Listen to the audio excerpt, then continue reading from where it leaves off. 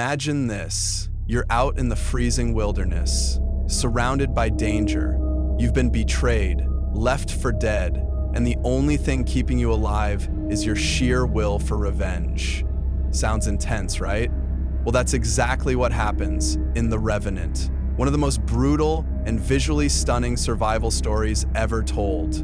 So grab a blanket and some popcorn, because we're about to dive deep into this masterpiece. The Revenant is inspired by true events and stars Leonardo DiCaprio in one of his most intense performances ever. Fun fact, this is the movie that finally won him his first Oscar. But don't worry, we're not here to talk awards. We're here to unravel this gritty story of survival, betrayal, and revenge. The movie takes us back to the 1820s in the cold, untamed wilderness of North America.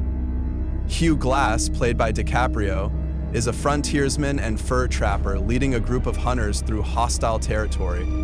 From the very beginning, you can feel the tension. The land is unforgiving and danger lurks everywhere, from nature itself to the native tribes protecting their land. So, this movie dangerously lives in the combats between. Now let's talk about the scene that shocked everyone, the bear attack. While scouting ahead, Hugh Glass is ambushed by a massive grizzly bear. And let me tell you, this scene is not for the faint-hearted. The sheer brutality of the attack makes it feel so real, you'll find yourself holding your breath. Glass is left barely alive, his body mangled and his spirit broken. But here's the thing, this is just the beginning of his nightmare. The bear peeks out and drops hilariously from the mountainside to the ground, his body mangled and his spirit broken. But here's the thing, this is just the beginning of his nightmare. Glass's team, led by Captain Henry, decides to carry him for as long as they can. But eventually the harsh conditions force them to make a tough decision, leave him behind. They assign two men, John Fitzgerald, played by Tom Hardy, and a younger member, Bridger, to stay with Glass and give him a proper burial. But Fitzgerald, driven by greed and selfishness, betrays Glass in the worst way possible. He kills Glass's son right in front of him and buries Hugh alive before fleeing. Imagine the pain and helplessness Glass must have felt at that moment. Betrayed, broken, and left to die. But this is where the true story begins. Against all odds, Glass refuses to give up. With his body broken and nothing but sheer determination, he begins his journey to survive.